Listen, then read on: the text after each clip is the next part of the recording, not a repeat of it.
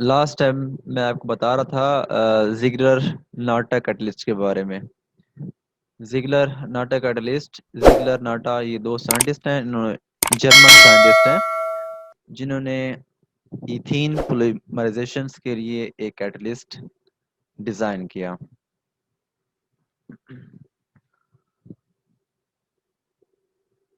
अब Ziegler Natta catalyst ethene polymerisation के लिए यूज होता है। इसका मैकेनिज्म कोई 100% वेरीफाइड नहीं है। हम ये कह सकें कि बस इसका एक ही मैकेनिज्म है और ये मैकेनिज्म जो है 100% करेक्ट है, सही है, इसमें कोई मिस्टेक नहीं है। इसके डिफरेंट मैकेनिज्म है और हर मैकेनिज्म में कुछ ना कुछ ड्रॉबैक्स हैं, मिस्टेक हैं जो कि कंप्लीट नहीं है।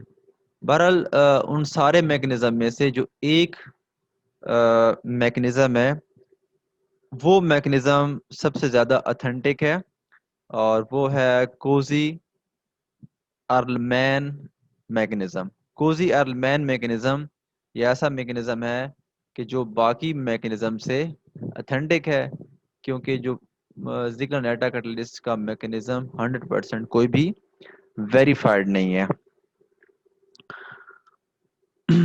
ये कोजी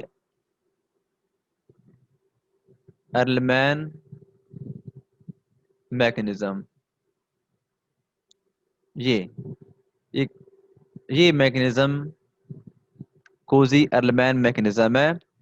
तो इसमें सबसे पहले होता क्या है कि ये टाइटेनियम क्लोराइड, टेट्रा क्लोराइड और एल्यूमिनियम ट्राई इथाइल, ये दोनों का मिक्सचर को हम जिगलर नाटा कैटलिस्ट कहते हैं। यहाँ पे मेटल टाइटेनियम यूज हो रहा है। टाइटेनियम की जगह हम और मेटल भी यूज कर सकते हैं, जैसा कि वेनेडियम है, जर्कोनियम है, कुछ और भी ट्रांजिशन एलिमेंट हैं जो कि हम यूज कर सकते हैं। बहरहाल टाइटेनियस मोस्ट फेमस है, मोस्ट एफिशिएंट है, फ्रूटफुल है। इसके रिजल्ट, एक्सपेरिमेंटल रिजल्ट बहुत अच्छे हैं और इसलिए हम इसको कन्वीनियंट है, इसलिए हम टाइटेनियम ही यूज कर सकते हैं, यूज करते हैं।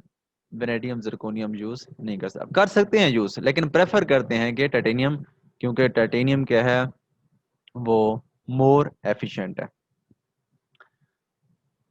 तो सबसे पहले जैसे ही ये टाइटेनियम क्लोराइड और एल्यूमिनियम ट्राइथाइल ये आपस में मिलते हैं, ये बनता है टाइटेनियम क्लोराइड, क्लोराइड, क्लोराइड और इथाइल। ये वाला इथाइल जो है यहाँ पे आ जाएगा। अच्छा, अब इसमें देखें कि कुछ आपको डॉट डॉट लाइन नज़र आ रहे हैं, कुछ आपको वेज लाइन नज़र आ रहे हैं। वेज लाइन शो करता है कि वो जो एटम और ग्रुप वो आपकी डायरेक्शन में है, और जो डॉट लाइन है वो शो करता है कि वो आपके डायरेक्शन के बैक साइड में है। ये स्टीरियो केमिस्ट्री में हम बॉन्ड डिफरेंट वे से शो करते हैं कि स्टीरियो केमिस्ट्री में जो हम, क्योंकि 3 डायमेंशनल स्ट्रक्चर शो करना होता है स्टीरियो केमिस्ट्री में, तो ये बताना होता है कि कौन सा ग्रुप प्लेन में है, कौन सा आपकी तरफ है, कौन सा बैक साइड भी है। तो ये स्टीरियो केमिस्ट्री में वेज लाइन शो करती है कि वो ग्रुप आपकी तरफ है, टुवर्ड्स यू, और डॉट लाइन शो करती है आप उस जो ग्रुप आपकी तरफ है उसी ग्रुप के बैक साइड पे, यानी अवे फ्रॉम यू। अब इसमें कोजी अर्लमैन मैकेनिज्म में ये ये इथाइलिन है as a monomer, ethylene monomer आएगा, एज ए टाइटेनियम पे ही अट्रैक्ट करेगा। जब टाइटेनियम पे अट्रैक्ट करेगा तो फिर क्या होगा, टाइटेनियम पे अट्रैक्ट करने के बाद क्या होगा, माइग्रेटरी इंसर्शन होगी। माइग्रेटरी इंसर्शन रिएक्शन क्या होता है कि ये ग्रुप देखें टाइटेनियम के साथ एथीन अटैच हुआ है। अब ये एथीन यहाँ से माइग्रेट होकर इस इथाइल ग्रुप के साथ अटैच हो जाएगा। इसे कहते हैं माइग्रेटरी इंसर्शन। माइग्रेट मीन एक जगह से दूसरी जगह मूव करना, और इंसर्शन मीन किसी भी दो पॉइंट के दरमियान फिट हो जाना, किसी भी दो पॉइंट के दरमियान ऐड हो जाना, उसे हम कहते हैं इंसर्शन। सो इस प्रोसेस को हम कहते हैं माइग्रेटरी इंसर्शन रिएक्शन। तो जैसे ही ये देखें यहाँ पे आ जाएगा तो जो टाइटेनियम की एक साइड वैकेंट बन जाएगी, वैकेंट प्रोड्यूस हो जाएगी, खाली हो जाएगी। अब हर मैकेनिज्म के दरमियान कोई ना कोई एक ड्राइविंग फोर्स होती है। ड्राइविंग फोर्स वो होती है जो उस मैकेनिज्म को या उस साइकिल्स को बढ़ाती है, आगे कंटिन्यू कर देती है। अगर वो स्टेप मिस हो जाए, डिस्टर्ब हो जाए, तो साइकिल वहीं पे स्टॉप हो जाता है। अब इसमें जो माइग्रेटरी इंसर्शन प्रोसेस है कि ये अल्कीन ग्रुप यहाँ से यहाँ माइग्रेट हो रहा है, ये ड्राइविंग फोर्स है। यानी इसी ही वजह से आगे साइकिल कंटिन्यू होगा। क्यों कंटिन्यू होगा? उसकी वजह ये है कि जैसे ये अल्कीन इथाइलिन का ग्रुप यहाँ पे माइग्रेट करेगा यहाँ से यहाँ तक, तो यहाँ पर वैकेंट साइड प्रोड्यूस हो जाएगी। वैकेंट साइड जैसे ही प्रोड्यूस होगी तो उस पर नया इथाइलिन का मोनोमर ऐड हो सकता है, नया मोनोमर यहाँ पे ऐड हो जाएगा। अगर ये माइग्रेटरी इंसर्शन नहीं होती तो वैकेंट साइड प्रोड्यूस नहीं होती, वैकेंट साइड प्रोड्यूस नहीं होगी तो इथाइलिन का न्यू मोनोमर यहाँ पे अटैच नहीं होगा, और जब न्यू मोनोमर अटैच नहीं होगा तो साइकिल स्टॉप हो जाएगा, आगे कंटिन्यू नहीं करेगा। तो ये migratory insertion act as driving force as in intermediate step. Intermediate में एक ड्राइविंग फोर्स है जो कि साइकिल को कंटिन्यू करती है। उसके बाद एक और इथाइलिन का मॉलिक्यूल मोनोमर ये यहाँ वैकेंट साइड पे अटैच हो गया, और उसके बाद आगे इन्होंने लिखा है ईटीसी, मतलब है कि ये जितने मोनोमर ऐड होते जाएंगे तो ये मॉलिक्यूल की चेन बढ़ती जाएगी। अब फिर क्या होगा नेक्स्ट स्टेप में शो नहीं किया, लेकिन ये जो इथाइलिन का मॉलिक्यूल है ये माइग्रेट होकर यहाँ पे चला जाएगा, फिर वैकेंट साइड बन जाएगी, फिर एक और इथाइलिन का मोनोमर आएगा। अच्छा, ये स्टेप कंटिन्यू रहता है। इससे पिछले एक मैकेनिज्म में मैंने बताया था आपको कि कैसे ये ब्रांच डिस्कनेक्ट होती है, वो था बीटा एलिमिनेशन। तो यहाँ पर भी बीटा एलिमिनेशन होती है। बीटा एलिमिनेशन क्या है? फर्ज करें कि ये वाला मॉलिक्यूल है, तो ये अल्फा और ये बीटा कार्बन है। इस बीटा कार्बन से, क्योंकि ये टाइटेनियम से जो डायरेक्ट कार्बन है वो पहली अल्फा होगी, दूसरी बीटा होगी, फिर आगे गैमा एंड सो ऑन। तो बीटा कार्बन से एक H निकलेगा और यहाँ पे डबल बॉन्ड बनेगा। जैसे डबल बॉन्ड बनेगा तो यहाँ से टाइटेनियम से बॉन्ड डिस्कनेक्ट हो जाएगा और हमारे पास एक पॉलीमर बन जाएगा। तो इस चेन की टर्मिनेशन, यानी कौन सी फोर्स जो चेन को टर्मिनेट कर रही है, वो है बीटा एलिमिनेशन के। बीटा कार्बन से एक प्रोटॉन रिमूव होगा और प्रोटॉन जो है क्या करेगा, उसमें उसके अंदर एक डबल बॉन्ड बना देगा, तो उससे वो चीज़ रिमूव हो जाएगी। तो कौन सी चीज़ ड्राइविंग फोर्स जो इस साइकिल को स्टॉप कर रही है, वो है बीटा एलिमिनेशन। और इसका इंटरमीडिएट में कौन सी फोर्स है कि जो कि साइकिल कंटिन्यू कर रही है, वो है माइग्रेटरी इंसर्शन। और जो यहाँ पे इस साइकिल्स को इनिशियल फोर्स स्टार्ट करे वो कौन सा है? जिग्रल नाटा कैटलिस्ट। बहरहाल ये एक थोड़ी सी एक्सप्लेनेशन है कोजी एरलमैन मैकेनिज्म की। तो उसके बाद अच्छा, जैसे ही ये पॉलीमर बन जाएगा, फर्ज करें कि ये कोजी एरलमैन मैकेनिज्म से बीटा एलिमिनेशन हो गई है, आपके पास प्रोडक्ट बन गया है। जैसे ही प्रोडक्ट बनता है तो अब ये अगर हम सोचें कि क्या उसके अंदर ये जो कैटलिस्ट है पॉलीमर बनना है कि 100% प्योर हो जाएगा या उसमें कुछ ना कुछ अमाउंट कैटलिस्ट की रह जाएगी। तो एक्सपेरिमेंटल रिजल्ट से ये पता चलता है कि जब पॉलीमर बीटा एलिमिनेशन के बाद अलग हो जाता है, रिएक्शन स्टॉप हो जाता है, पॉलीमर बन जाता है, तो उसमें कैटलिस्ट की थोड़ी थोड़ी बहुत अमाउंट रह जाती है। यानी इतनी अमाउंट होती है कि वो ना होने के बराबर। मतलब अगर पॉलीमर जो है वो 1000 ग्राम का पॉलीमर है, अगर 1000 ग्राम का पॉलीमर बना है और उसमें 0.00 ग्राम अगर जिग्नल नाटा कैटलिस्ट रह गया है, तो वो ना होने के बराबर है। हम उसको निग्लिजिबल है, यानी कि ना होने के बराबर होगा, निग्लिजिबल होगा, तो उसको हम इग्नोर कर देते हैं। तो इसी तरह जब भी कोई पॉलीमर बनता है तो उसमें जिग्नल कैटलिस्ट की थोड़ी बहुत अमाउंट उसमें रह जाती है। अच्छा, जो टाइटेनियम एटम या टाइटेनियम क्लोराइड हम यूज़ करेंगे इन द कोजी अर्लमैन मैग्नीज्म में, तो ये उस चेन का हिस्सा रहता है। ये ऐसा नहीं है कि ये टाइटेनियम एटम डिस्क्रीट रहेगा। डिस्क्रीट मीन जैसा कि एक पेपर है और उसके ऊपर आपके पास फर्ज करें कि लोहे के कुछ पार्टिकल हैं छोटे छोटे, उस पे पेपर के ऊपर मैं जो है डिफरेंट जगह पे मैं थोड़े थोड़े फासले पे वो लोहे के पार्टिकल रख देता हूँ, तो हम इसे कहते हैं डिस्क्रीट, यानी कि पूरी सरफेस के ऊपर वो बिखरे हुए हैं।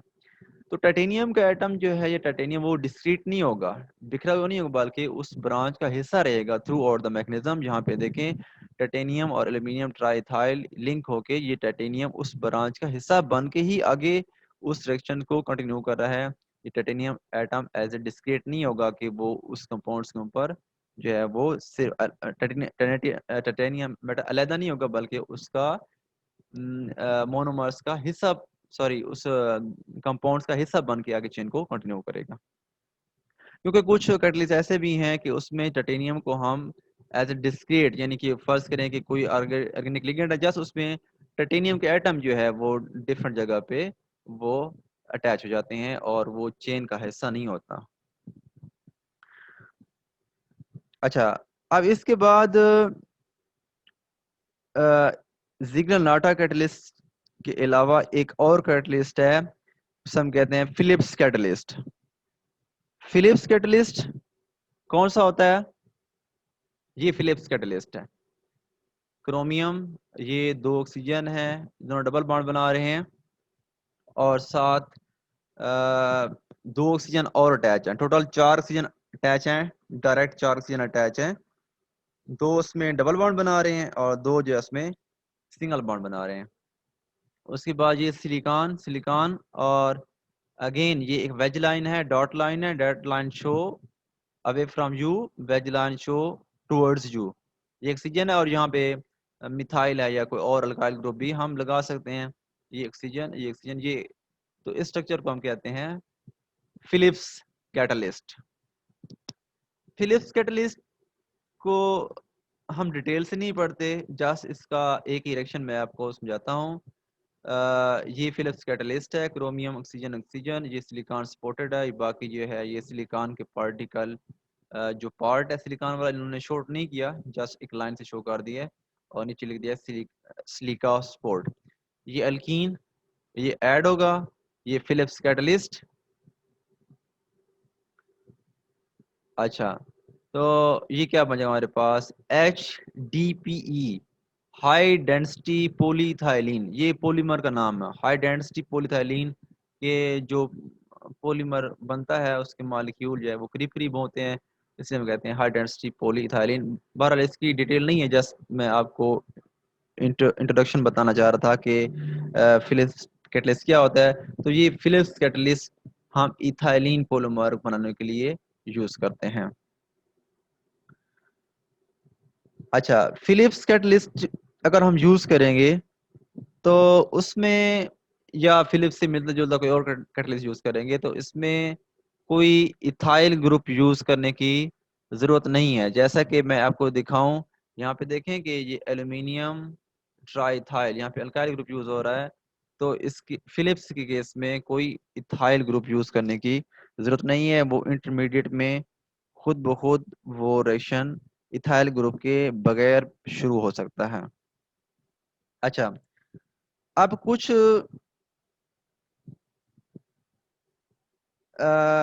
ऐसे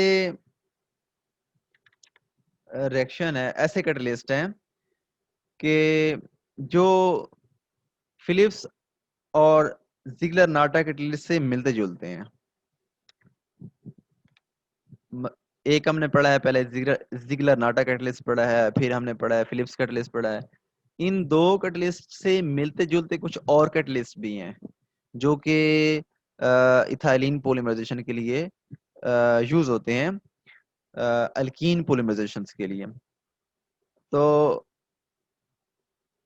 उन कैटलिस्ट से भी हम स्पेशलाइज्ड पॉलीमर बना सकते हैं और उनकी इंडस्ट्रियल लेवल पे इम्पोर्टेंस है। बहुत सारे डिफरेंट काइंड्स ऑफ प्रोडक्ट हम यूज करके उसमें प्रैक्टिकल लाइफ में यूज कर सकते हैं।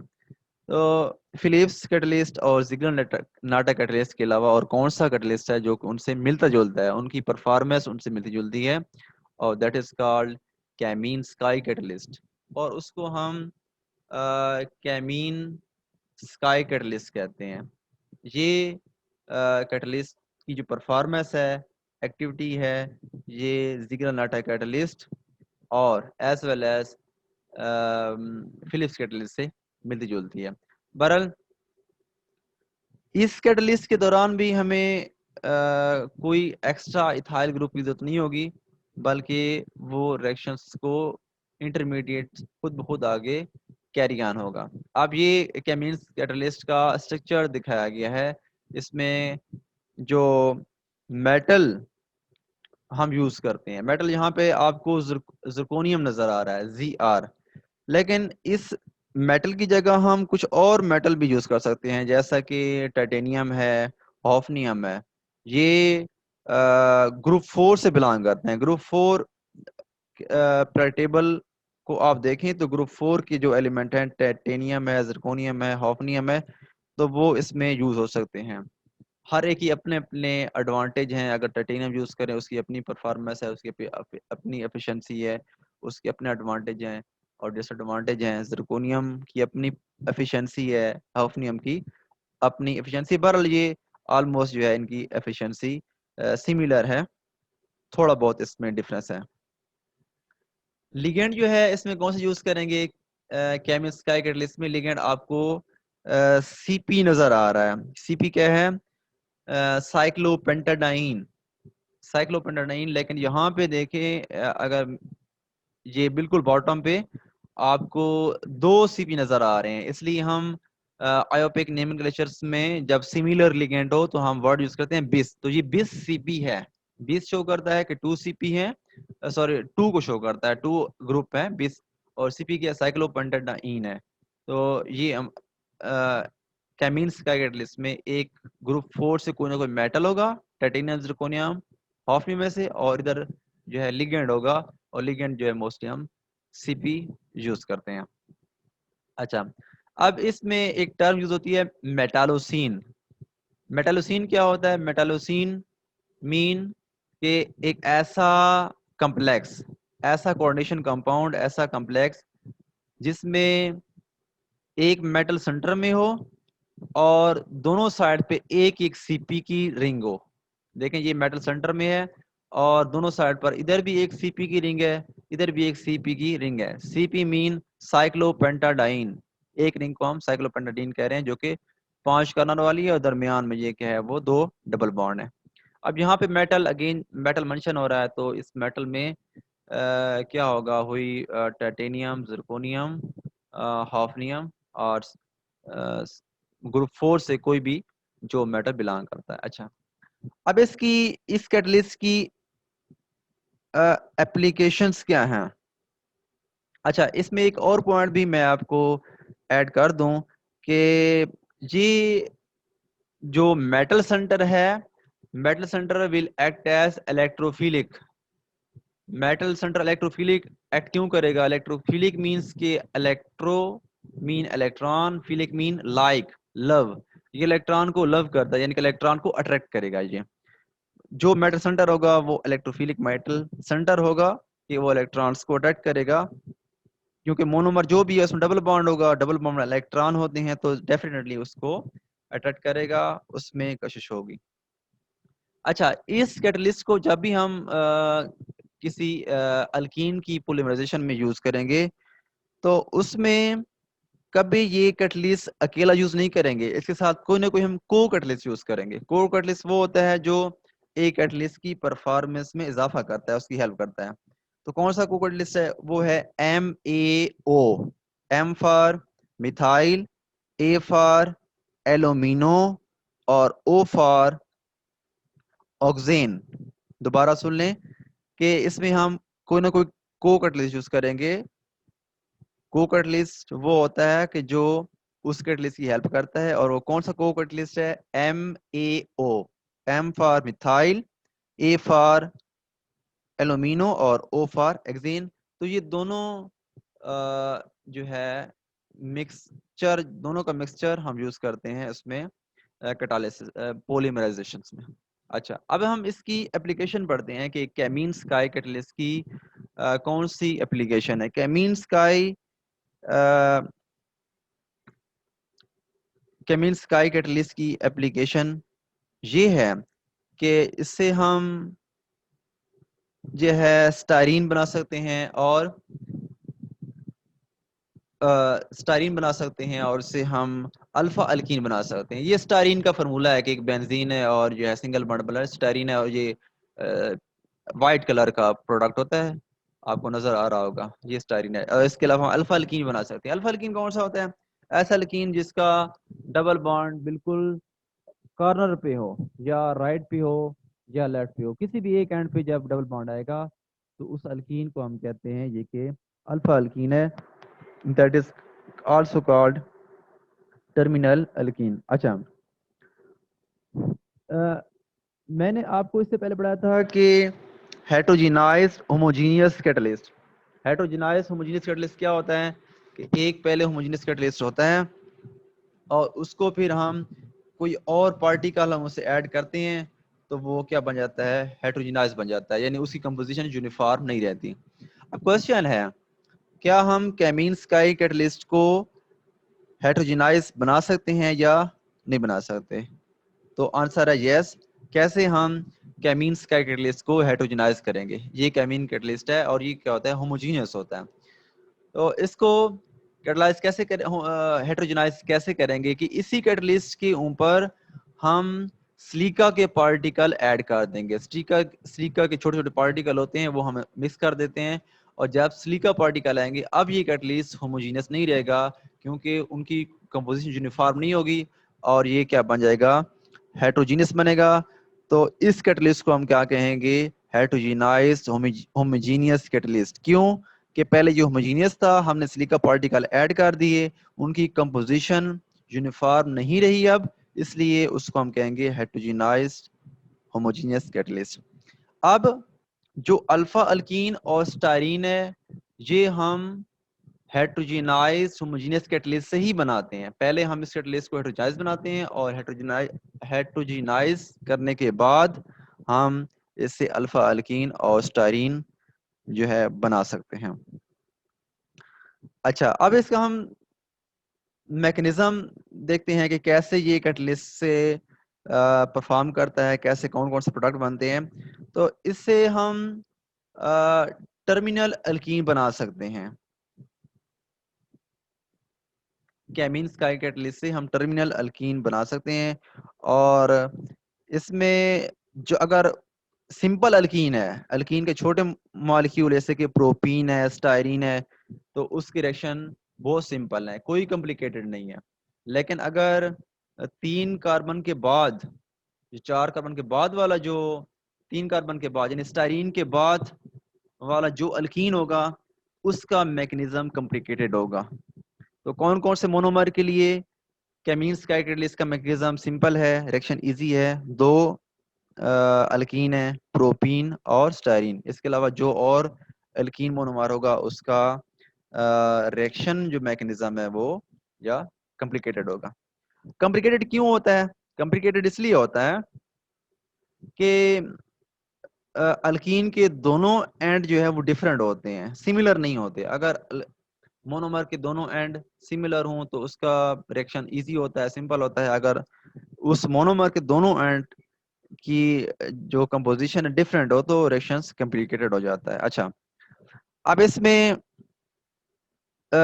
2 ऑप्शन है, या तो हेड टू हेड पोलिमराइजेशन होगी या फिर क्या होगी? हेड टू टेल पोलिमराइजेशन होगी, जैसा कि ये आपको दिखाया गया। अगर हेड टू हेड पोलिमराइजेशन होगी यानी कि एक हेड दूसरा हेड और मोनोमर का हेड टू हेड, तो ये इस तरह की प्रोडक्ट बनेगा, यानी कि एक अल्काइल इधर होगा, फिर और तरफ होगा, फिर इस तरफ होगा, अप एंड डाउन जो है आपको ये प्रोडक्ट मिलेगा। लेकिन अगर आपके पास हेड टू टेल पोलिमराइजेशन होती है कि एक मोनोमर का हेड दूसरे का टेल, तो फिर क्या होगा कि आपको इस अरेंजमेंट का प्रोडक्ट मिलेगा। अच्छा, अब हम देखते हैं कि केमीन्स का कैटलिस्ट में कौन सी लिंकिंग होती है, हेड टू हेड होती है या हेड टू टेल होती है। केमीन स्काई में ये केमीन स्काई जो है ये लिगेंड है, तो इससे केमीन स्काई से जो है वो हेड टू टेल होती है, और हेड टू टेल से जो है वो इस तरह का प्रोडक्ट बनता है। अब ये मैकेनिज्म है, इस मैकेनिज्म में आ, ये कैटलिस्ट, ये अल्कीन, ये ओवरऑल चार्ज जो है वो पॉजिटिव है, और ये आ, जो आर जो है, ये डबल बॉन्ड जो है वो आर ग्रुप में माइग्रेटरी इंसर्शन करेगा, और फिर क्या होगा, वेकेंट सेट प्रोड्यूस हो जाएगी। ये ऐसा ही है जैसा कि वो हम पहले जिगलर नाटा कैटलिस्ट में पढ़ रहे थे। क्यों कि मैंने पहले बताया है कि जिगलर नाटा कैटलिस्ट और केमिन्स का कैटलिस्ट की जो मैकेनिज्म है वो ऑलमोस्ट सिमिलर है, मिलता जुलता है, थोड़ा बहुत फर्क है इसमें। तो वेकेंट सेट प्रोड्यूस हो गई, फिर और अल्कीन, ये प्रोपाइलीन है, 3 कार्बन है, 1 2 3, तो 3 कार्बन वाला है, प्रोपाइलीन है।